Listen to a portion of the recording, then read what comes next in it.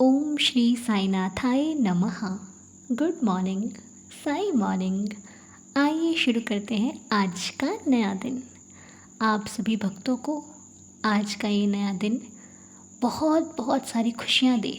मेरी बाबा के श्री चरणों में ये प्रार्थना है, आज का ये नया दिन आपकी हर मनोकामना पूरी करे। मेरे बाबा के श्री चरणों में ये प्रार्थना है। लेकिन प्रार्थना के साथ साथ जो हमें हर दिन बाबा की कृपा से एक लीला सुनने को मिलती है, वो तो हमारे सौभाग्य हैं। क्योंकि बाबा का नाम और उनसे जुड़ी हुई लीलाएं हमें तभी सुनने को मिलती हैं जब बाबा की हम पर कृपा होती है।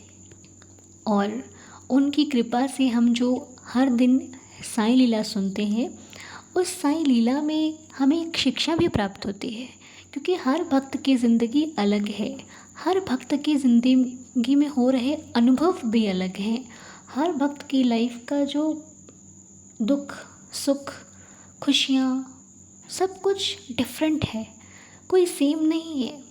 और हर एक की ज़िंदगी में जब कोई लीला होती है, जब वो बाबा से कुछ मांगते हैं, उस पलों का इंतज़ार, वो सबूरी जब वो हमारे साथ शेयर करते हैं, तो हमें सुनने में भी बहुत आनंद लगता है कि कैसे कैसे इस भक्त ने अपने जीवन में उस परिस्थिति को देखा, उसका सामना किया, उस परिस्थिति से अपने जीवन को दूर किया। और ये सब करते हुए भी उस भक्त का विश्वास अपने बाबा के प्रति कम नहीं हुआ, अधिक हुआ। और इन्हीं प्रकार बाबा की लीलाओं को सुनते सुनते हमारा जीवन एक एक दिन को पार कर रहा है। जो कल था वो आज नहीं है, जो आज है वो आने वाले कल में नहीं होगा। हर दिन बदलता है, परिस्थितियाँ एक जैसी नहीं रहती। आप याद कीजिए, आज से 10 साल पहले जो लोग आपके साथ थे, क्या आज भी आपके साथ हैं? क्या वो सभी लोग आपके साथ हैं जो 10 साल पहले हमें मिले थे, हमारे साथ थे और ये वादे करते थे कि हम आपके साथ ही रहेंगे? होंगे, कुछ लोगों के जीवन में होंगे, लेकिन कुछ लोगों के जीवन में तो उन्हें देखना भी अब बहुत मुश्किल हो गया है। अब आपके साथ ही नहीं, मेरे साथ भी है। आज से तकरीबन 10 साल पहले कुछ अलग था, आज कुछ अलग है, आने वाले समय में कुछ अलग होगा। लेकिन मैं आपको एक छोटी सी, एक बड़ों के लिए तो मेरी एक विनती है और छोटों के लिए मैं एक सीख देना चाहूँगी। और वो सीख ये है कि देखिए, ये ज़िंदगी बहुत कीमती है। लोग यूं ही कहते हैं, अरे क्या ये जीवन है।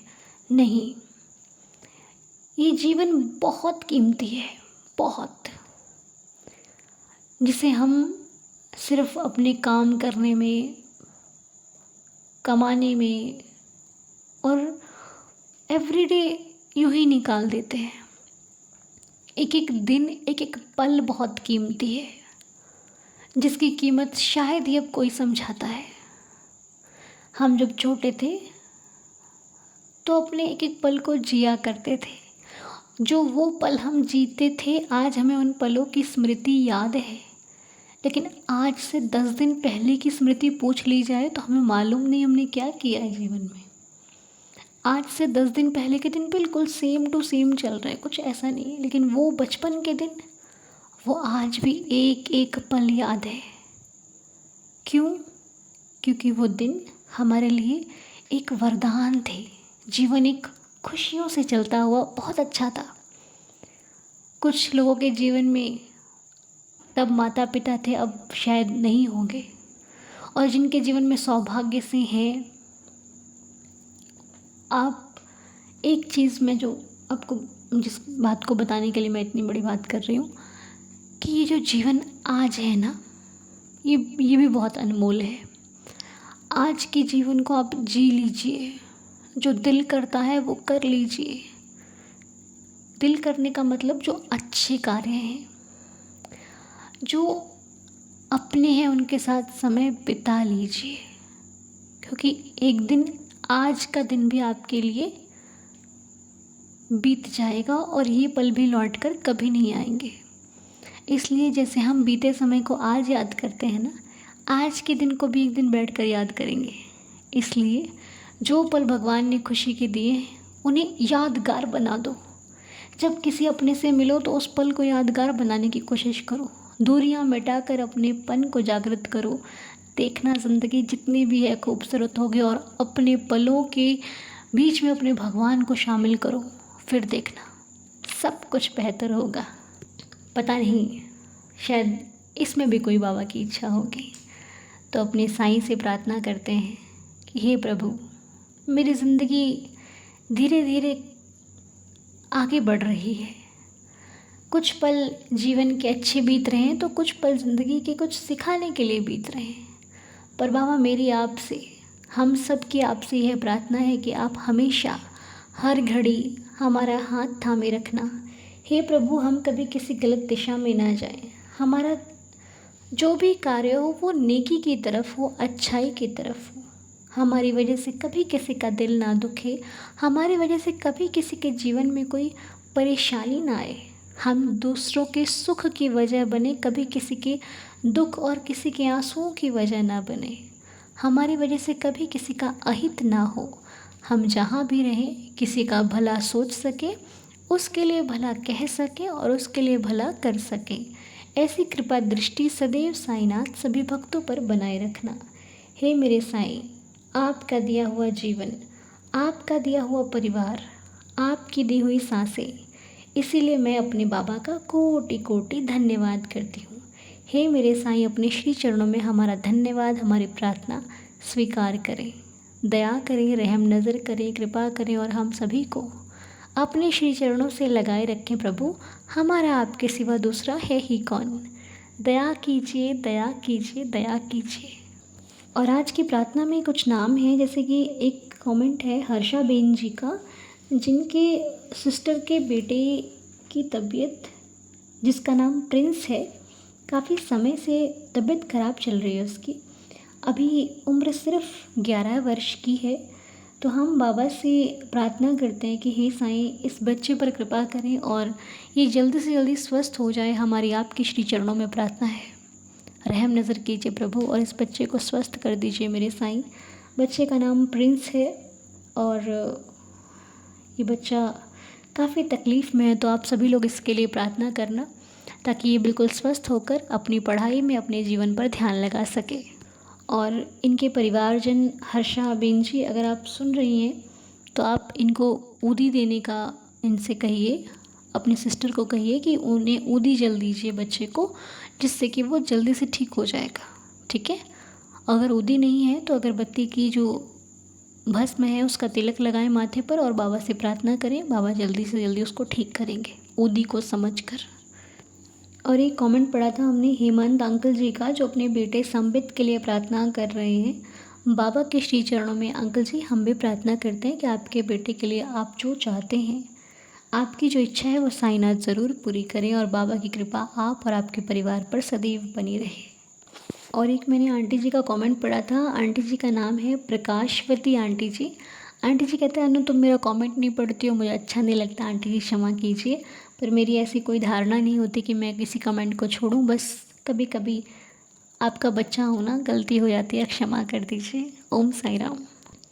और एक कमेंट है मोनिका आंटी जी का, उनके बेटे एयांश का बर्थडे है आज।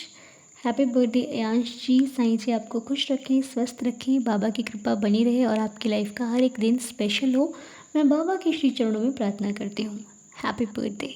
और सोनम गुप्ता जी के हस्बैंड अभिषेक गुप्ता जी की तबीयत ठीक नहीं है। हम बाबा से प्रार्थना करते हैं कि इनके हस्बैंड की तबीयत जल्दी से जल्दी ठीक हो जाए। और सोनम जी, अगर आपके पास विभूति है साईनाथ की तो ज़रूर लगाइएगा, ठीक है।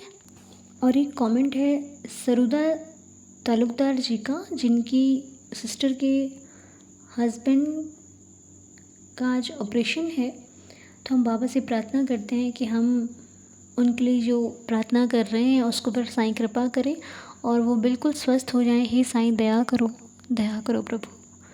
और आप भी प्रार्थना कीजिए, ठीक है। और उनको बोलिए ऊदी लगाने के लिए, सब कुछ ठीक हो जाएगा। बाबा पर भरोसा रखें। तो ये कुछ नाम थे प्रार्थना के। अब हम आपके साथ आज जो लीला शेयर करेंगे वो मैं पढ़ने जा रही हूँ, आप लोग ध्यान से सुनना, ठीक है लीला को। क्योंकि जब हम लीला पढ़ते हैं ना तो उसमें कुछ मिस्टेक्स हो जाती है, तो उसके लिए मुझे क्षमा करना। मैं आपके सामने पढ़ती हूँ आज की साईं लीला, और ये लीला नीलम आंटी जी के द्वारा बताई गई है। तो पहली बात, नीलम आंटी जी, हम आपसे नाराज़ नहीं हैं, अपने मैसेज में लिखा है कई बार देरी हो जाती है लीला आने में, तो आप लोग ये ना समझा करें कि हम आपसे नाराज़ हैं इसलिए लीला नहीं आ रही, कई बार देरी हो जाती है, क्षमा कर दिया करें, ठीक है। तो आंटी जी हमारे लीला शेयर कर रहे हैं। तो आंटी जी लिखते हैं अपने हस्बैंड यानी कि अंकल जी की सेहत के बारे में, जिनका नाम मधुप श्रीवास्तव जी था। क्योंकि अंकल जी अब इस दुनिया में नहीं हैं, बाबा के श्री चरणों में विलीन हो गए हैं।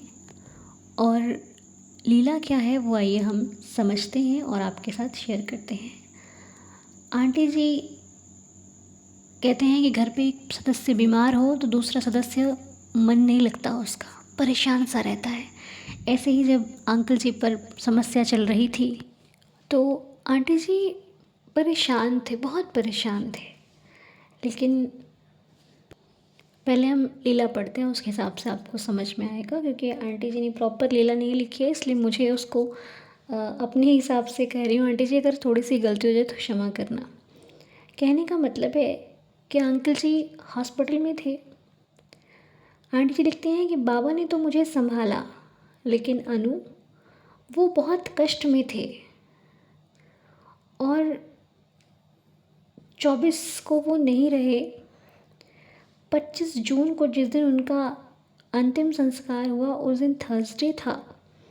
बस बाबा से इतनी शिकायत है कि उस दिन इनका जन्मदिन था, आंटी जी का। सोचिए कितनी बड़ी बात है ना, इंसान के ऊपर ऐसे कष्ट आए जब उसका जन्मदिन हो, जिस कष्ट को वो सहन ही ना कर सकता हो। फिर आंटी जी लिखते हैं, पता है अनु, डेथ के 2 दिन पहले वो वार्ड में ही ज़ोर ज़ोर से बोल रहे थे कि नीलम साईं बाबा, नीलम साईं बाबा। आंटी जी कहती हैं कि मेरे पास थोड़ी सी उदी थी तो वो मैं बराबर लगा रही थी। और मैंने कई बार लाइव में आपसे बात की थी अंकल के लिए कि वो मानसिक रूप से परेशान थे। बाबा ने उन्हें अपने श्री चरणों में स्थान दे दिया, बस इतनी प्रार्थना कर दीजिएगा। मतलब इन्होंने लाइव में प्रार्थना की थी कि बाबा उन्हें अपने चरणों में स्थान दें। तो अनु हॉस्पिटल में कोई मतलब हॉस्पिटल में इंसान घबराया हुआ रहता है ना। तो आंटी जी लिखती हैं कि मैंने घर आकर बाबा से अर्जी लगाई कि बाबा अब आप ही संभालो। तभी इनके बेटे का फ़ोन आता है कि मम्मी मेरा एक सोर्स निकल आया है, और तुरंत ही उनको एक अच्छे वार्ड में शिफ्ट कर दिया गया। मतलब कोई जान पहचान से अच्छे वार्ड में उनको शिफ्ट किया गया। लेकिन कुछ कर्मों का फल भी भुगतना पड़ता है। वो जब वेंटिलेटर पे थे तो उनका कष्ट देखा नहीं जा रहा था।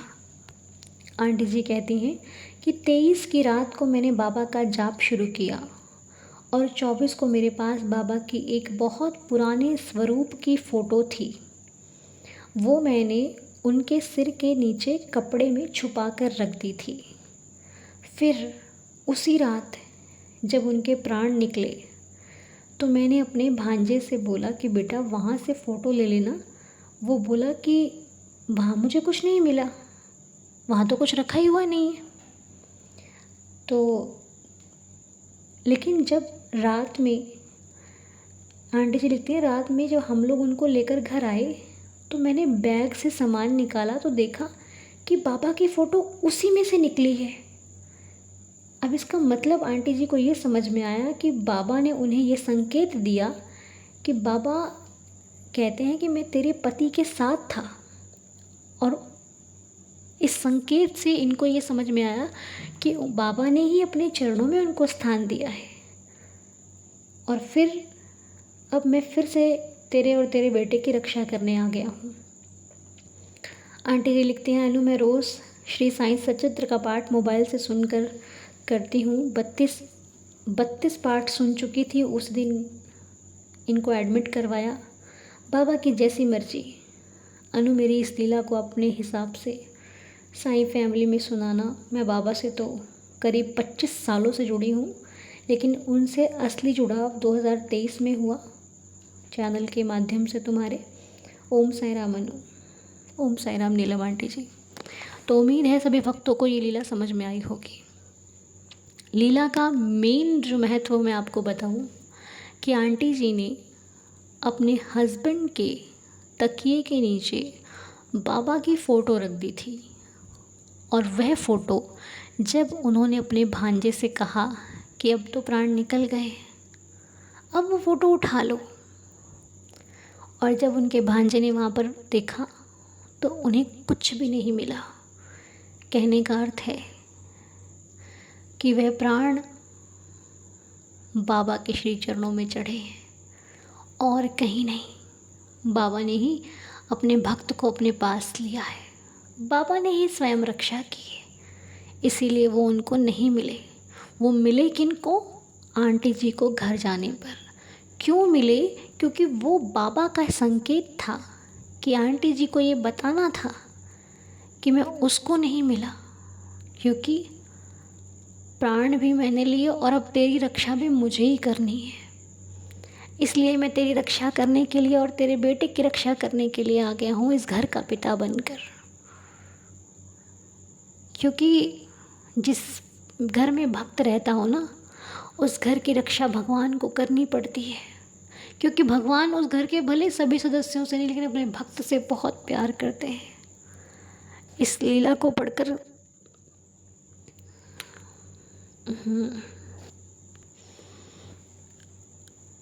बहुत भाव वाली लीला है कि बाबा का प्यार झलक रहा है अपने भक्त के लिए, कि बाबा कैसे अपने भक्तों के एक एक जीवन के पल की रक्षा करते हैं।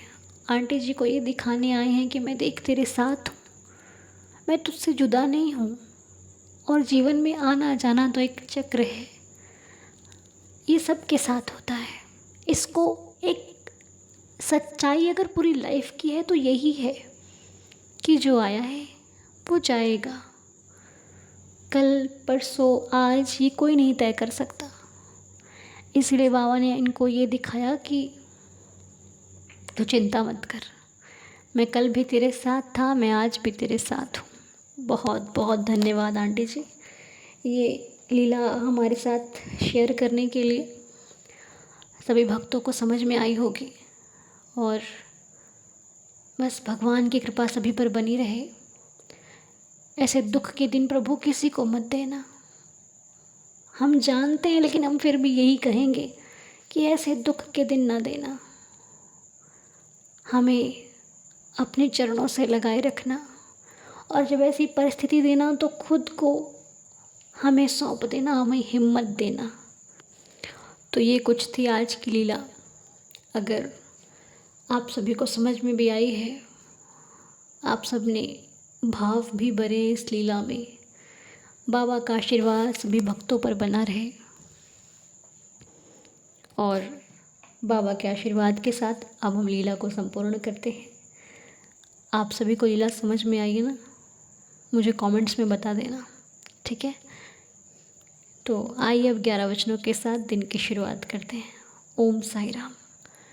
जो शिरडी में आएगा, आपद दूर भगाएगा, चढ़े समाधि की सीढ़ी पर, पैर तले दुख की पेढ़ी पर, त्याग शरीर चला जाऊंगा, भक्त हेतु दौड़ा आऊंगा, मन में रखना दृढ़ विश्वास, करे समाधि पूरी आस, मुझे सदा जीवित ही जानो, अनुभव करो सत्य पहचानो, मेरी शरण आ खाली जाए, हो तो कोई मुझे बताए, जैसा भाव रहा जिस जन का, वैसा रूप हुआ मेरे मन का, भार तुम्हारा मुझ पर होगा, वचन न मेरा झूठा होगा, आ सहायता लो भरपूर, जो मांगा वह नहीं है दूर, मुझ में लीन वचन मन काया, उसका ऋण ना कभी चुकाया, धन्य धन्य वह भक्त अनन्य,